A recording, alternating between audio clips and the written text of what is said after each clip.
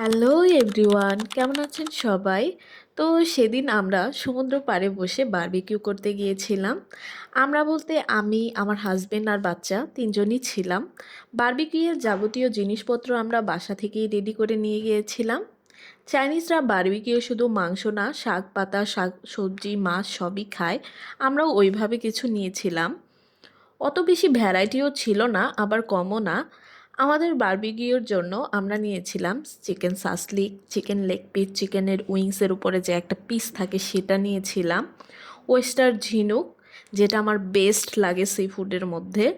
আরও ছিল সসেস, অবশ্যই হালাল, ছিল সামুদ্রিক মাছ, রসুন, বেগুন, রেড অ্যান্ড গ্রিন পেপার, ভুট্টা আর নান রুটি। তো সব কিছু আমরা গুছিয়ে নিয়ে আমরা বিকেল আনুমানিক প্রায় 5টার দিকে বিচে যাই। এই বিচটা আমাদের বাসা থেকে প্রায় 30 মিনিট লাগে যেতে। ওইখানে যাওয়ার কারণ হচ্ছে ওই বিচে মানুষজনের সমাগম তেমন নেই। বেশি লোকজনের মধ্যে বাচ্চা সামলে কিছু করা অসম্ভব প্রায় আমাদের কাছে। যাই হোক, আমরা যাওয়ার পর অনেকটাই রোদ ছিল, তাই আমরা আস্তে ধীরে সব কিছু করতেছিলাম। সমুদ্রের একদম কাছেই আমরা আমাদের বারবিকিউ সব জিনিস রাখি, আর বাচ্চা বালু দিয়ে সুন্দর করে ওর মতো করে খেলছিল। আমি ম্যাটও নিয়ে গিয়েছিলাম সাথে। সমুদ্রের একদম কাছে বসে একদিকে আমরা বারবিকিউ করছিলাম আর সমুদ্রের জলে সূর্যাস্ত দেখতেছিলাম। তো কয়লা ধরানো হয়ে গেলে আমরা আস্তে আস্তে বারবিকিউ করতে শুরু করি, একে একে মুরগি, সসেস আর বাকি সবগুলো পোড়াইতে আর খেতে থাকি। অসম্ভব মজা হয়েছিল সব খাবার।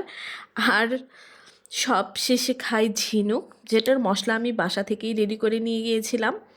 অনেক অনেক টেস্টি ছিল। সূর্যাস্ত হয়ে গিয়েছিল আর আমাদের পেটও ফুল হয়ে গিয়েছিল, তাই আস্তে ধীরে সব কিছু গুছিয়ে নিয়ে রওনা দিই বাসার দিকে। আর আসার সময় প্ল্যান করতে থাকি নেক্সট টাইম কী কী আইটেম অ্যাড করা যায়।